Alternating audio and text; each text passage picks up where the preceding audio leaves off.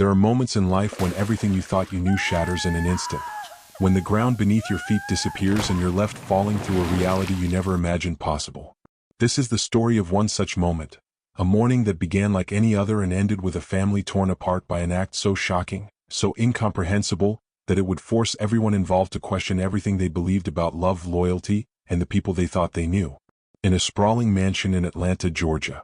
The kind of home that speaks of success, of dreams realized, of a life built from nothing into something extraordinary. Everything is perfect. Everything is expensive. Everything is controlled. But on this particular morning, control is an illusion about to be shattered by the sound of screaming and the smell of burning flesh. A woman stands in the kitchen, her hands trembling as she holds a kettle. Steam rises in angry clouds. Another woman, blind, vulnerable, trusting, reaches out, confused by the sudden commotion. And then the water falls. Not accidentally. Not in a moment of clumsiness. But in a moment that will haunt everyone who witnesses it for the rest of their lives. Before we dive deeper into this story, let us know in the comments where you're watching from. We'd love to hear from you. And if you're new here, click on the subscribe button so you never miss any of our upcoming videos. What drives a mother to harm the woman her son has chosen to love? What kind of pain, what kind of darkness, what kind of desperation pushes someone past the point of reason into an act of violence? These are the questions that haunted everyone who knew this family. These are the questions that still haunt them today. This is not a story about monsters. This is a story about human beings, flawed, complicated, carrying wounds that never fully healed. It's about a mother who sacrificed everything to give her son a better life. It's about a son who became more successful than anyone ever imagined possible. And it's about a wife whose blindness allowed her to see things that others, with perfectly functioning eyes, somehow missed. How does a family that seemed to have everything, wealth beyond measure, a home that looked like it belonged in a magazine, a life that others envied, end up in a hospital emergency room with burns that would leave permanent scars? How does love transform into something unrecognizable? In a small apartment in southwest Atlanta where a woman named Patricia Johnson raised her son Darius alone after her husband died in a construction accident when the boy was only 7 years old. Patricia worked 3 jobs, cleaning offices at night, doing laundry for wealthy families during the day and babysitting on weekends. She never complained. She never showed her son the tears she cried in the shower when she thought about the bills piling up or the electricity being shut off again. Patricia had one dream and she whispered it like a prayer every night. My son will never know the kind of poverty that has defined my life. He will rise above this. He will become something I could never be. And she poured every ounce of energy, every dollar she could scrape together, every moment she had into making sure Darius had opportunities she never had. She made sure he stayed in school when other kids in their neighborhood dropped out. She made sure he had a used laptop when other families didn't even have food in their refrigerators. She made sure he knew that education was his only way out. And Darius didn't disappoint. He was brilliant. Not just smart, brilliant. The kind of student who solved problems that left teachers scratching their heads. The kind of young man who read books on quantum physics for fun and taught himself coding languages by the time he was 14. He got a full scholarship to Morehouse College, then to MIT for graduate school. And by the time he was 32, he had founded a tech company that revolutionized data security. Within 5 years, that company was valued at over $2 billion. Patricia watched her son's rise with a mixture of pride and disbelief. The boy she had raised in a cramped apartment now owned mansions. The child she had struggled to feed now dined with senators and celebrities. The young man she had worried about now had security guards and drivers. And through it all, Darius never forgot where he came from. He bought Patricia a house, not just any house, but a 7-bedroom mansion with a view of the Atlanta skyline. He gave her credit cards with no limits. He made sure she never had to work another day in her life. But something Patricia never expected happened. Wealth didn't bring them closer. Somehow, despite all the gifts and all the gratitude, a distance grew between them. Darius was always traveling, always in meetings, always surrounded by people Patricia didn't know and didn't understand. The intimate relationship they had when it was just the two of them against the world began to feel like a memory. And Patricia, sitting in her enormous house with its empty rooms, began to feel more alone than she ever had in that cramped apartment years ago. Then Darius met Celeste. She was a music teacher at a school for children with disabilities in Decatur. She had lost her sight in a car accident when she was 19, a head-on collision that killed her best friend and left Celeste in a coma for 3 weeks. When she woke up, the world was darkness. Complete and total darkness. But instead of becoming bitter, instead of giving up, Celeste learned Braille, learned to navigate with a cane, and eventually found her way back to the piano, the instrument she had loved since childhood. Darius met her at a charity event his company was sponsoring. He was supposed to give a speech, shake some hands, write a check, and leave. But when Celeste played Beethoven's Moonlight Sonata on the stage that night, something inside him stopped. He stood in the back of the room, frozen, listening to music that somehow felt like it was speaking directly to him. When she finished, he waited until the crowd dispersed and then approached her. Their first conversation lasted 3 hours. She told him about teaching kids who society had written off, about the beauty she found in sounds and textures that sighted people took for granted. He told her about building companies and making millions but feeling like something essential was missing from his life. She laughed at his jokes. He was moved by her insights. And when he drove her home that night, he knew with absolute certainty that he had met the woman he was going to marry. Patricia should have been happy. After all, Celeste was kind, educated, and clearly loved her son. But from the moment Darius brought Celeste home to meet her, Patricia felt something she had never experienced before, a cold knot of fear in her stomach. Not fear of Celeste herself, but fear of what Celeste represented. Fear that her son, the only person who had ever truly needed her, was building a life that had no space for his mother. Fear that she was being replaced. The wedding was beautiful. 200 guests at the Four Seasons. Patricia wore a custom gown and smiled for every photograph. But inside she was drowning. She watched Darius look at Celeste with an adoration she had never seen directed at anyone else, not even at her. She watched him guide Celeste's hand to cut the cake, whisper something in her ear that made her laugh, kiss her forehead with a tenderness that broke Patricia's heart. And she realized that for the first time in his life, Darius didn't need her anymore. The months after the wedding were torture for Patricia. Darius and Celeste moved into a new estate in Buckhead, a modern architectural masterpiece with smart home technology that helped Celeste navigate independently. Patricia was invited to visit often, and she did, but every visit felt like a reminder of her obsolescence. She would watch Celeste move through the house with confidence, using voice commands to adjust lighting and temperature, preparing meals in a kitchen specifically designed for her needs. And Patricia would think, she doesn't need anyone, not even my son. But it was worse than that. Darius didn't just not need Patricia anymore, he seemed to have forgotten that she existed. He would cancel their weekly dinners because he and Celeste had plans. He would cut phone calls short because Celeste needed something. He would talk endlessly about Celeste's work, Celeste's students, Celeste's insights, while barely asking Patricia how she was doing. The woman who had sacrificed everything, who had worked herself to exhaustion, who had made Darius everything he was, had become an afterthought. Patricia tried to hide her resentment. She tried to be the supportive mother-in-law, the gracious older woman who welcomed her son's wife with open arms. But resentment has a way of growing in darkness, and Patricia's heart was full of shadows. She would lie awake at night thinking about all the years she had given, all the dreams she had deferred, all the pain she had endured. And for what? To be replaced by a woman who hadn't sacrificed anything, who hadn't struggled, who had simply showed up at the right moment and stolen the only thing Patricia had ever truly possessed, her son's love. The breaking point came on a Tuesday morning in October. Patricia had driven to Darius and Celeste's house unannounced, something she rarely did. She told herself she just wanted to drop off some groceries, Celeste's favorite tea and some fresh bread from a bakery Patricia knew she liked. But the truth was darker and more desperate. Patricia wanted to feel needed. She wanted to be reminded that she still had a place in her son's life, even if that place was shrinking. She let herself in with the key Darius had given her. The house was quiet. She called out, but no one answered. Patricia made her way to the kitchen and started unpacking the groceries. That's when she heard voices from the back patio, Darius and Celeste laughing about something. Patricia moved closer to the window and watched them through the glass.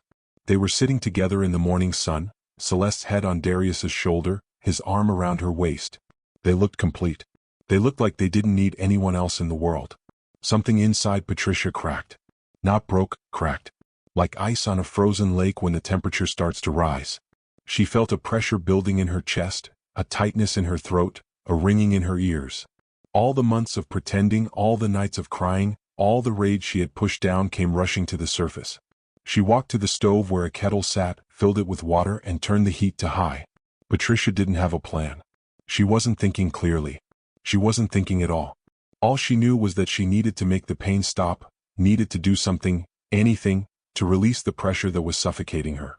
She watched the kettle begin to steam, heard the water start to bubble and hiss. And then she heard the patio door slide open and Celeste's voice calling out, "Patricia? Is that you?" What happened next would be debated and analyzed and questioned for months. Patricia grabbed the kettle, her hands shaking, her vision blurred by tears she didn't even realize were falling. Celeste walked into the kitchen, her cane tapping lightly on the floor, a smile on her face. "I thought I heard someone.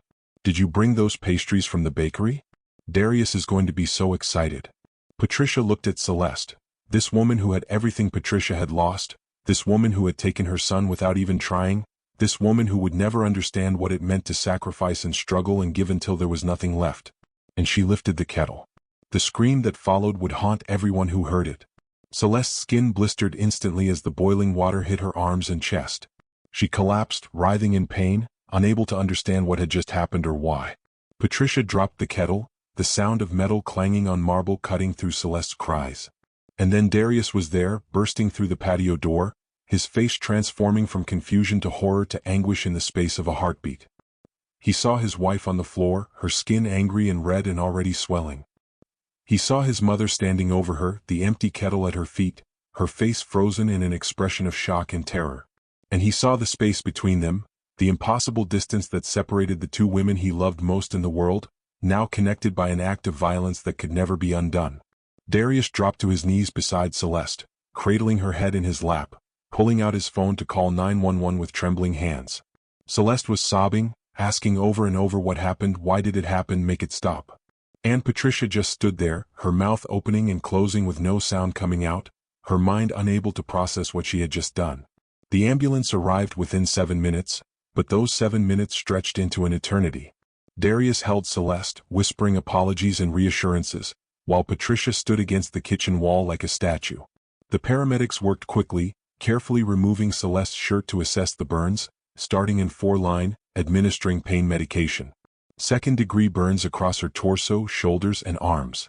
Painful, serious, but not life-threatening if treated properly.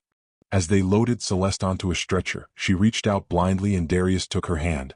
"Don't leave me," she whispered. "I'm right here," he promised.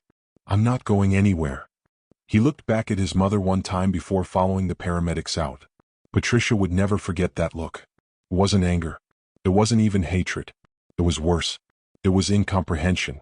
Like he was looking at a stranger and trying to figure out how she had ended up in his mother's body. The police came next.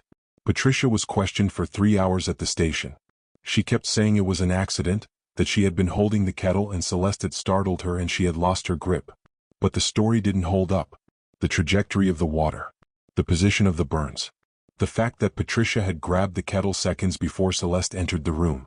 The evidence painted a different picture, one that Patricia couldn't explain because she herself didn't fully understand what had possessed her in that moment. She was arrested and charged with aggravated assault. Bail was set at $50,000. Darius could have paid it without blinking, but he didn't. He left his mother in jail for 3 days before finally posting bail, and when she was released, she found that the locks had been changed on the house he had bought her. Her belongings were in storage. A lawyer's letter informed her that she was no longer welcome at any property owned by Darius or his companies. Patricia moved into a small apartment in East Point, the kind of place she thought she had escaped forever. She had access to the bank accounts Darius had set up for her, but she couldn't bring herself to use them. Everything felt tainted now, poisoned by what she had done. She would lie awake at night, the sounds of the city filtering through thin walls, and replay that morning over and over. She would see Celeste's face twisted in pain.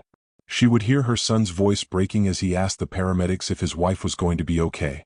And she would feel the weight of her own actions crushing her like a physical thing. Meanwhile, Celeste spent 2 weeks in the hospital. The burns required skin grafts in several places.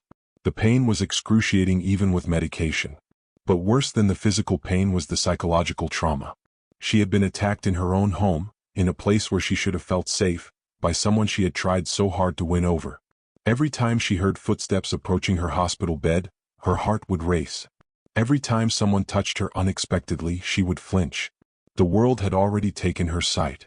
Now it had taken her sense of security too. Darius barely left her side.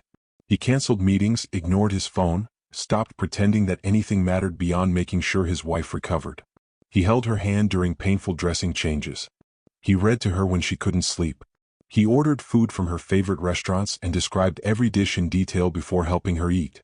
And through it all, he wrestled with a question that had no good answer. How do you reconcile love for your mother with what she did to your wife? The media caught wind of the story, of course. Billionaire tech CEO's mother attacks his blind wife.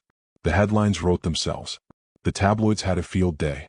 Talk shows debated whether Patricia was evil or mentally ill or simply a product of an older generation that couldn't handle their children's independence.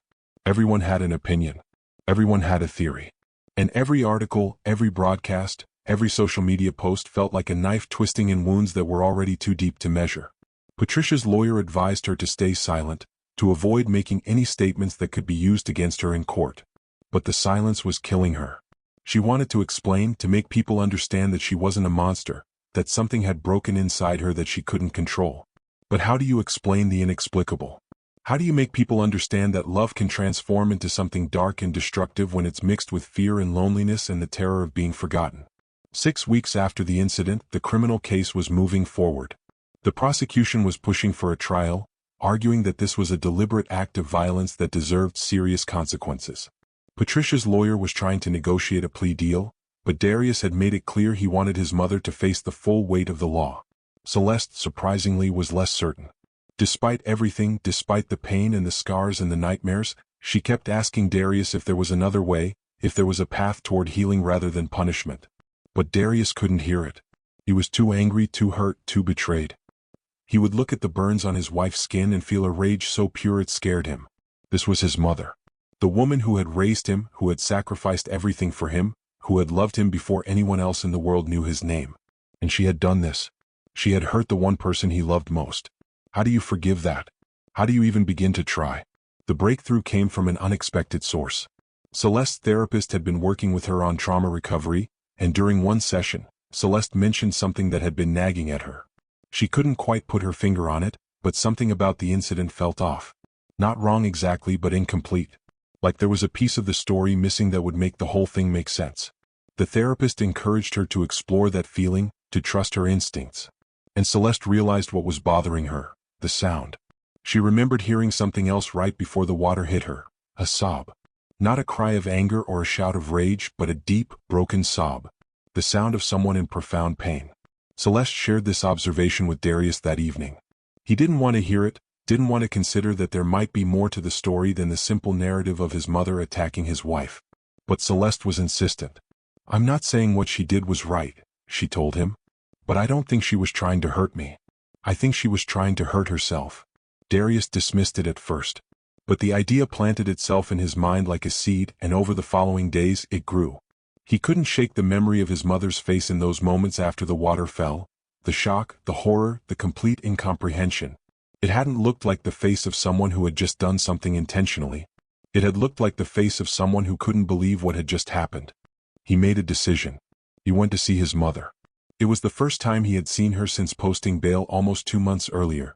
She answered the door of her small apartment looking like she had aged a decade. Her hair was grayer. Her face was gaunt. Her eyes were hollow.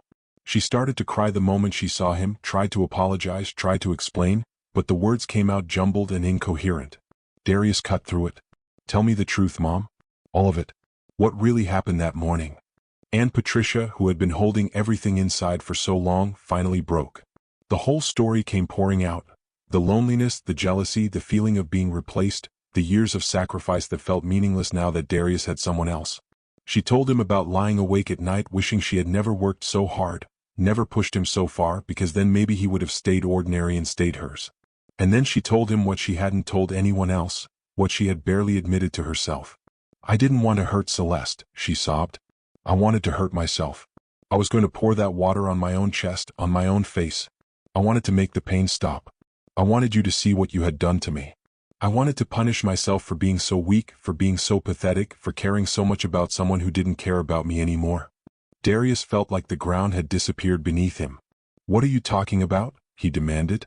I've never stopped caring about you. You don't call, Patricia said. You don't visit unless I beg. You talk about Celeste constantly but barely ask about my life. You gave me money and a house but you didn't give me you. And I know that makes me sound insane. I know it makes me sound like some kind of emotional vampire, but Darius, you were all I had. For 30 years you were my entire world.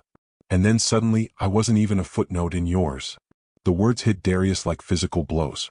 He started to protest, to defend himself, to list all the things he had done for his mother. But as he opened his mouth, he realized she was right. He had provided financially. He had been generous with money and gifts. But he had stopped being generous with his time, with his attention, with his presence. He had assumed that giving his mother material comfort was enough. He had never considered that what she needed most couldn't be bought. So what happened? Darius asked quietly. If you were going to hurt yourself, how did Celeste end up getting burned? Patricia closed her eyes, and the memory came flooding back with painful clarity. I was standing there with the kettle, steam burning my hands, trying to work up the courage to do it. And then Celeste walked in. She was smiling. She called out to me, asked about pastries, and I froze. She couldn't see what I was about to do. She couldn't see the kettle in my hands. And she started walking toward me, still talking, still smiling. Patricia's voice broke. I panicked. I tried to turn away to hide what I was doing, and I stumbled. The kettle tilted. The water went everywhere. Celeste was reaching out to steady herself, and she walked right into it. I watched it happen like it was in slow motion. I watched her get hurt because of me, because of my weakness, because I was too much of a coward to follow through on hurting myself. The room fell silent except for Patricia's quiet crying. Darius sat there trying to process what he had just heard. The story his mother told was so different from the one he had constructed in his mind. He had assumed malice. He had assumed intentional cruelty. But what if it was something else entirely? What if it was just a broken woman making a terrible decision and having it go wrong in the worst possible way? Why didn't you tell anyone this? Darius finally asked. Why didn't you tell the police, the lawyers, me? Patricia laughed bitterly. Would you have believed me? I barely believe it myself. And honestly, Darius, it doesn't matter whether I was trying to hurt Celeste or hurt myself. Either way, I'm the reason she's scarred. Either way, I'm the reason she spent weeks in a hospital. Either way, I'm a person who let my pain become more important than someone else's safety. I deserve whatever punishment I get. If this story has reached into your chest and grabbed hold of your heart, type, "Still watching" in the comments. And if you're questioning everything you thought you knew about this family, you're not alone, because what happens next will change everything. Darius left his mother's apartment with his mind reeling. Every assumption he had made, every judgment he had passed, suddenly felt uncertain. He went home and told Celeste everything. She listened in silence, her fingers tracing the scars on her arms, a habit she had developed during her recovery. When he finished, she was quiet for a long time. I told you something felt wrong about the story, she finally said. I could hear it in her voice that day, in that sob right before the water hit. I could hear someone breaking. She paused. Darius, your mother needs help. Not punishment. Help. But Darius wasn't ready to forgive. She still hurt you, he said. Intention doesn't erase what happened. And he was right. Good intentions, mental health struggles, feelings of abandonment, none of that undid the physical and emotional damage that had been done. But Celeste was thinking about something else. She was thinking about all the time she had felt alone after losing her sight, all the time she had wondered if her life was worth living, all the moments when she had teetered on the edge of doing something desperate. And she was thinking about how easily she could have been the one holding that kettle. Over the following weeks, Celeste did something that shocked everyone. She reached out to Patricia. Not in person, not yet, but through letters. She wrote about her own struggles with loss and loneliness after the accident. She wrote about the darkness that sometimes crept into her mind, the voice that told her she was a burden, that everyone would be better off without her. She didn't excuse what Patricia had done, but she acknowledged the pain that had led to it. Patricia received the first letter with trembling hands. She couldn't believe Celeste was reaching out to her, couldn't understand why the person she had hurt was showing her compassion. She wrote back, apologizing again, but also sharing more about her life, her fears, her regrets. The correspondence continued. Neither woman told Darius what they were doing. This was something between them, something separate from him. Meanwhile, Patricia's lawyer was working on a new strategy. Armed with her client's full story, she arranged for a comprehensive psychological evaluation. The results showed what many people already suspected. Patricia was suffering from severe depression and anxiety, likely exacerbated by the sudden shift in her life circumstances. The evaluator noted that her actions were consistent with someone experiencing a mental health crisis rather than someone with malicious intent. The prosecution was skeptical, arguing that mental health issues didn't excuse criminal behavior. And they were right to a point. But Celeste did something unexpected.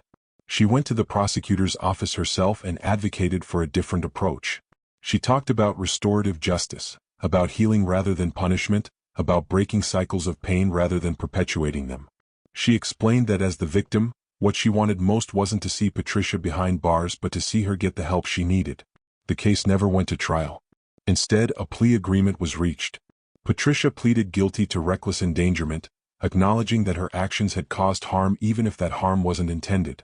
She was sentenced to 5 years of probation, 500 hours of community service, and mandatory mental health treatment. She was also required to maintain a restraining order that prohibited her from contacting Celeste or Darius without their express permission. It wasn't perfect. It satisfied no one completely. The public was divided. Some people thought Patricia got off too easy, others thought the whole thing was a tragedy with no villains, only victims. But for the people actually involved, it felt like the beginning of something, if not healing then at least the possibility of healing. Patricia threw herself into treatment. She saw a therapist 3 times a week. She joined a support group for elderly people struggling with depression and isolation. She volunteered at a women's shelter, finding purpose in helping others who were experiencing the kind of pain and desperation she had felt. Slowly, incrementally, she began to rebuild something that resembled a life. Darius struggled more than anyone. He felt guilty for not seeing his mother's pain earlier, angry that she had hurt his wife, confused about how to feel or what to do. He and Celeste went to couples therapy to work through the trauma.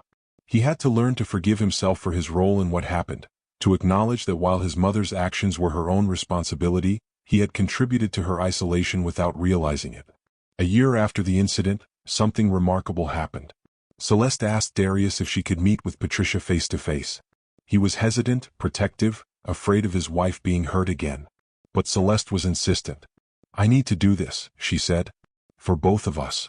They arranged to meet in a neutral location, a quiet park in Midtown Atlanta, with Darius and a therapist present. The meeting was awkward at first, painful in its honesty. Patricia looked at the scars on Celeste's arms and wept. Celeste sat quietly, her face unreadable behind her dark glasses. And then she spoke.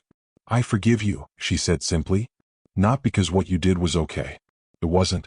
But because I understand what it's like to feel so lost that you can't see any way forward. And because I believe people are more than the worst thing they've ever done." Patricia couldn't speak. They sat there for a long time, 2 women connected by trauma but choosing connection over continued pain. Darius watched them, his heart breaking and healing simultaneously, understanding for the first time that forgiveness wasn't weakness, it was the hardest, bravest thing anyone could do. There were days when Celeste felt angry about what happened, when she touched her scars and wondered if she had forgiven too easily. There were days when Patricia spiraled into guilt so deep she couldn't get out of bed. There were days when Darius felt torn between the 2 most important women in his life, unable to fully reconcile his love for both of them with the reality of what had transpired. But there were also days of progress. Days when Patricia and Celeste had coffee together and talked about music and teaching. Days when Darius and his mother went for walks and remembered the good times, the years before wealth and distance had complicated everything. Days when the 3 of them sat together and simply existed in each other's presence without the weight of the past crushing them. Celeste went back to teaching, though she struggled with anxiety for a long time afterward. She developed a program at her school focused on helping children process trauma through music. She talked openly with her students about her accident, her blindness, and now about the attack, framing all of it as part of her story but not the entirety of her identity. She showed them through her example that surviving something terrible didn't mean you had to let it define you forever. The scars remained. Physical scars on Celeste's skin that would never fully fade. Emotional scars on all 3 of them that would always be sensitive to the touch. But scars are proof of healing, evidence that wounds closed even when they couldn't be erased. And sometimes that's enough. Now I want to ask you something, and I want you to really think about your answer before you comment. What would you have done if you were Celeste? Could you have extended grace to someone who had scarred you, literally and figuratively? Could you have seen past your own trauma to acknowledge someone else's? If this story moved you, if it challenged your assumptions about right and wrong in the space between them, do me a favor. Hit that like button. Share this video with someone who needs to hear it. And drop a comment telling me what you would have done in this situation. Would you have chosen forgiveness or justice? Compassion or consequences? And if you're someone who's feeling isolated, who's struggling with the feeling that you don't matter to the people you love most, I want you to hear this. Your pain is valid, but it doesn't have to become someone else's pain. There are resources. There are people who can help. There are ways forward that don't involve hurting yourself or anyone else. Reach out. Talk to someone. Choose the harder path of asking for help instead of the impossible path of suffering alone. Finally, subscribe to this channel if you haven't already. We tell stories about people, struggles, moments that remind us what it means to be human. Sometimes those stories are uplifting. Sometimes they're painful. But perhaps the most powerful thing that came from this tragedy was a conversation that the three of them now have every year on the anniversary of that terrible morning. They sit together, sometimes in someone's home, sometimes in that same park where Celeste first offered forgiveness, and they talk about what they've learned. They talk about what they're still learning. They talk about the ways they've grown and the ways they've stumbled. Last year, on the third anniversary, Patricia said something that stuck with everyone who heard about it later. She said, "I thought I had lost everything that day. My son, my dignity, my future. But what I actually lost was a lie I had been telling myself, that my worth came from being needed by my son. What I gained, eventually, after a lot of pain and a lot of work, was something more valuable, a sense of who I am beyond being someone's mother. And the strange thing is, once I found that, I became a better mother. Because I wasn't trying to get something from Darius anymore. I was just trying to love him without needing him to complete me." If you know someone who's struggling with family dynamics, someone who feels forgotten or isolated or like they don't matter anymore, share this video with them. Not because it has all the answers, but because it might help them feel less alone. It might help them understand that their feelings are valid even if their actions aren't acceptable. It might give them the push they need to reach out for help before things reach a crisis point. Before you go, I want to thank you for watching all the way to the end. Stories like this one aren't easy to tell and they're not easy to hear, but they're important. So hit that subscribe button if you believe in the power of stories to change how we see the world and each other. Like this video if it made you feel something real. And most importantly, be kind to the people in your life. Check on your mother. Call your son. Tell your wife you love her. Because you never know when someone is struggling in silence, when someone is standing in a kitchen with a kettle in their hands, making decisions that will change everything. Don't let this be your story. Don't let the people you love wonder if they matter to you. Don't let success or busy schedules or the simple passage of time erode the connections that make life worth living. And if you're the one who feels invisible, who feels replaced, who feels like you're drowning in loneliness while surrounded by people who love you, say something. Ask for help. Admit that you're not okay. We'll see you in the next video. Thank you for being here. Thank you for listening. Now go call someone you love and tell them they matter. You'll be glad you did.